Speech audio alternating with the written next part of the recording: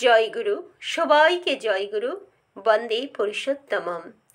আজকে আমি যে ভিডিওটি করতে চলেছি এটি অপূর্ব সুন্দর প্রিয় পরম শ্রী শ্রী ঠাকুর অনুকূলচন্দ্রের সদ্বিধান গ্রন্থ থেকে আমি আজকে সকালে এটা পড়েছি। বাণীটি অপূর্ব সুন্দর যে সারা দুনিয়া কী করে আমার আত্মীয় হয়ে যাবে। এটা পড়ার পর আমার মনে হলো আমি একা কেন শুধু জানবো, সবাইকে সাথে আমার ইচ্ছে করলো এই বাণীটি ভাগ করে নিতে, এই কথাগুলি সবাইকে জানাতে ইচ্ছা করলো। আমার প্রিয় পরম বলেছেন নিত্য জাজি হতে। নিত্য তুমি তুমি তোমার প্রিয়কে যতটা উপলব্ধি করেছো অন্তরে অন্তরে, সেটা সবার মাঝে ছড়িয়ে দাও। সবাই জানুক তোমার প্রিয়কে, তোমার প্রিয়কে বিতরণ করো। সতী নারী যেমন তার স্বামীর কথা না বলে থাকতে পারে না, মা যেমন তার সন্তানের কথা 5টা মানুষের কাছে না বলে থাকতে পারে না, তেমন করে তুমি যদি তোমার প্রিয়কে ভালোবাসো, তাকেও তুমি সবার মাঝে ছড়িয়ে দাও, বিতরণ করো। তাই আমিও সেই কথা বলছি। সবাই আপনারা শুনলেও ভাববেন কি সুন্দর। এমনটা যদি আমরা প্রত্যেকে করতে পারি, তাহলে সত্যি সারা বিশ্ব আমাদের আত্মীয় হয়ে যাবে। সেই একটা কথা আছে না, বসুদেব কুটুম্বকম, সারা পৃথিবী আমাদের আত্মীয়। সেইটাই আমি এখানে সেটাই তুলে ধরার চেষ্টা করছি। প্রিয় পরমের সদ্বিধানা গ্রন্থে এটি একটি বাণী, কিন্তু অপূর্ব সুন্দর এই বাণীটি 110 নম্বর 2য় খণ্ড থেকে তিনি বলছেন, তোমার আশ্রম প্রাঙ্গণ অভিমুখে যারা আসছেন, স্মিত সৌজন্যের সহিত এগিয়ে যাও তাদের দিকে, অভ্যর্থনা করো বিহিত আপ্যায়নের সহিত, সৌজন্যের সহিত পরিচয় জিজ্ঞাসা করো, সঙ্গে আসো, বসবার ব্যবস্থা করো তড়িৎক্রিয় হয়ে। তারা যেন কোনো প্রকার অসুবিধা বোধ না করেন।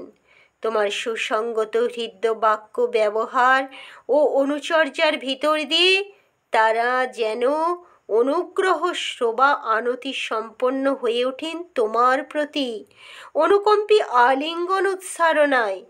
আহার শয়ন ইত্যাদি প্রয়োজন মাফিক যেখানে যেমন লাগে দক্ষ তড়িৎ সুব্যবস্থার সহিত তার ব্যবস্থা করতে একটুও ত্রুটি করো না।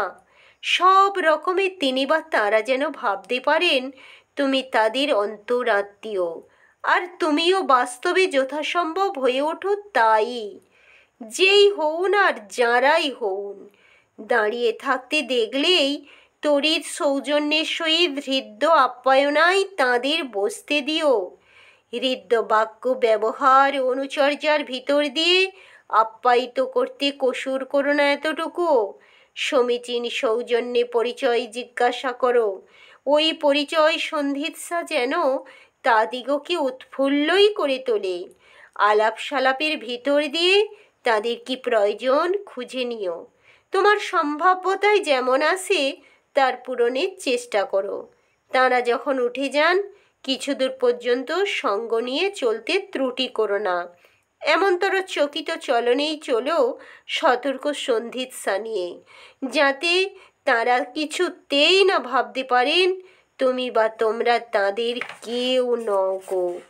একটা তথাকথিত লৌকিক সৌজন্য নিয়ে তাঁদের সঙ্গে ব্যবহার করছো, বরং তোমাদের চলায় বলায় অঙ্গভঙ্গিতে আপ্যায়নী অনুচর্যায় যেন শিব সুন্দর জাগ্রত থাকেন, অন্তরঙ্গতা স্পর্শমণ্ডিত হয়ে। আবার কারো বাড়িতে যদি কখনো যাও, তাহলে যেন তোমার চালচলন আচার ব্যবহার আদব কায়দা এমনতর হৃদ্য প্রীতি উদ্দীপী হয়, যাতে তোমার ভিতর দিয়ে প্রিয় পরমের স্পর্শ লাভ করে তারা। অবশ্য সবসময় সম্ভ্রমাত্ম দূরত্ব বজায় রেখে চলো। ওঠা বসা চলা ফেরায় এমনভাবে করো যাতে তাদের প্রীতিকর ও পছন্দসই হয়। জিনিসপত্র ধরা নাড়া ইত্যাদি করতে জিজ্ঞাসাবাদ করে করো। তাদের অনভিমতে বাহিরের কাউকে তাদের ঘরে নিয়ে যাওয়া, বসানো, খাওয়ানো, শোয়ানো ইত্যাদি সম্বন্ধে সাবধান থেকো। ফল কথা, তোমার চালচলন, হাবভাব, অঙ্গভঙ্গি যেন এমনতর হয় যে তারা তাতে নন্দিত হয়, তা অনুকরণ ও অনুসরণ করে মঙ্গলের অধিকারী হয়। তুমি যখন চলে আসো, তারা যেন মনে করে যে তাদের একজন অন্তরের মানুষ চলে আসছে, এবং পরস্পর যেন পরস্পরের প্রীতি অনুবন্ধনাকে গভীরভাবে অনুভব করতে পারো। এই চলনে অভ্যস্ত হয়ে ওঠো। উন্নীত বিস্তারণার ভিতর দিয়ে দেখতে পাবে বসুধৈব কুটুম্বকম কথা সার্থক হয়ে উঠেছে তোমার ব্যক্তিত্বে। নারায়ণ ব্যক্ত মূর্তিতে আশিস উচ্ছল হয়ে উঠেছেন তোমার বা তোমাদের প্রতি। বাণী সংখ্যা 110 সদ্বিধায়না গ্রন্থ থেকে পাঠ করলাম আমি। এটি সত্যি অপূর্ব সুন্দর, তাই না? আমরা যদি এইভাবে চলতে পারি, কেউ আমার বাড়িতে এলে আমি যেমন তাকে এইভাবে অন্তরের অন্তঃস্থল থেকে আপ্যায়িত করব, আবার কারো বাড়িতে গেলে আমি তার বাড়িতেও কিভাবে সুন্দরভাবে চলাফেরা, কথাবার্তা, বসা সব কিছু করব, সেটাও তিনি বলে দিলেন।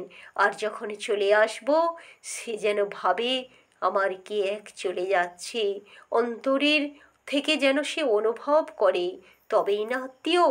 আত্মার আত্মীয় না থাকলে শুধু রক্তের সম্পর্কে আত্মীয় হয় না, এই অন্তরের টান থাকলে তবেই তাকে আত্মীয়তা বলে। জয়গুরু, সবাইকে জয়গুরু, বন্দে পুরুষোত্তমম। সবাই খুব খুব ভালো থাকবেন, প্রিয় পরমকে নিয়ে চলবেন। আর আমার কথা, প্রিয় পরমের কথা শুনতে ভালো লাগলে আমার চ্যানেলটি সাবস্ক্রাইব করে রাখবেন। জয়গুরু।